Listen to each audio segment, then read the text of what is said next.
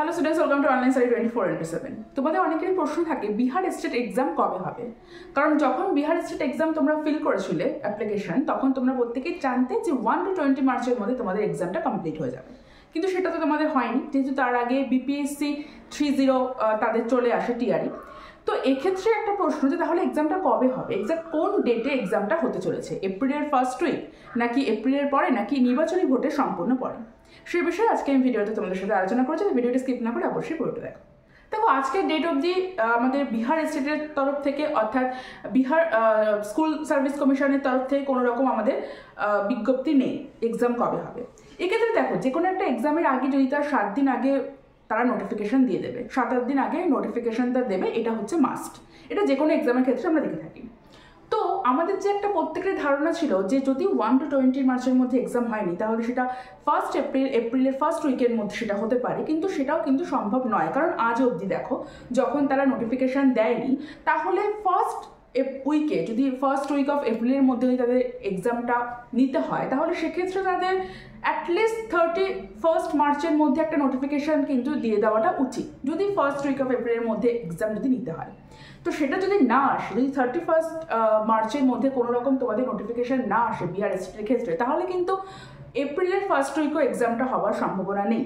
তাহলে আমাদের সামনে শুধুমাত্র রয়েছে কি 19শে এপ্রিল অবধি। কারণ আমরা জানি যে 19 এপ্রিলের পর থেকে আমাদের নির্বাচনী ভোটের সমস্ত রকম ডেট শুরু হয়ে যাবে।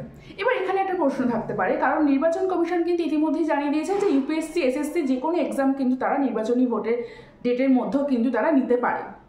ডেটগুলো শুধু বাদ দিয়ে যে কোনো সময় তারা নিতে পারে, তারা সে বিষয়ে ছাড়পত্র দিয়ে দিয়েছে।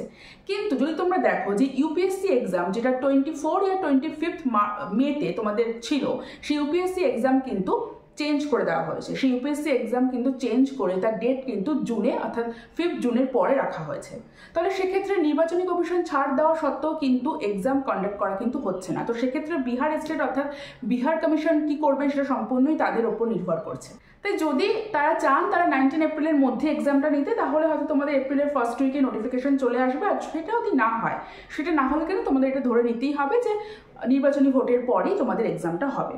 কারণ তার মধ্যে তারা কতটা নেবেন, যেহেতু ইউপিএসসি ডেট পিছিয়ে দিচ্ছে, বিহার স্টেট কতটা ডেট তার মধ্যে রাখবে সেটা নিয়ে সন্দেহ আছে। তারা চাইলে রাখতেই পারে, কারণ নির্বাচন কমিশন থেকে জানিয়ে দেওয়া হয়েছে যে ইউপিএসসি বলো এসএসসি বলো যে সমস্ত এক্সাম তারা অবশ্যই নিতে পারে এই নির্বাচন যে ভোটের সময় কোনো সমস্যা নেই তাতে।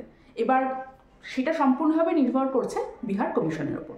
তো তোমাদের ওয়েট করতে হবে, যদি ফার্স্ট উইকের এপ্রিলে যদি তোমাদের ফার্স্ট উইক অফ এপ্রিলের এক্সাম হলে তোমাদের সেটা দেখতে হবে এপ্রিলে একদম ফার্স্ট 31 মার্চের মধ্যে তোমাদের নোটিফিকেশান চলে আসবে। সেটা যদি না আসে তাহলে একটা চিন্তার বিষয় যে এক্সামটা হয়তো পিছিয়ে যাবে ভোটের পর। এসএসসি সংক্রান্ত, এছাড়া চাকরি সংক্রান্ত যে কোনো তথ্য নিয়ে তোমাদের সঙ্গে হাজির থাকছি নেক্সট ভিডিওতে।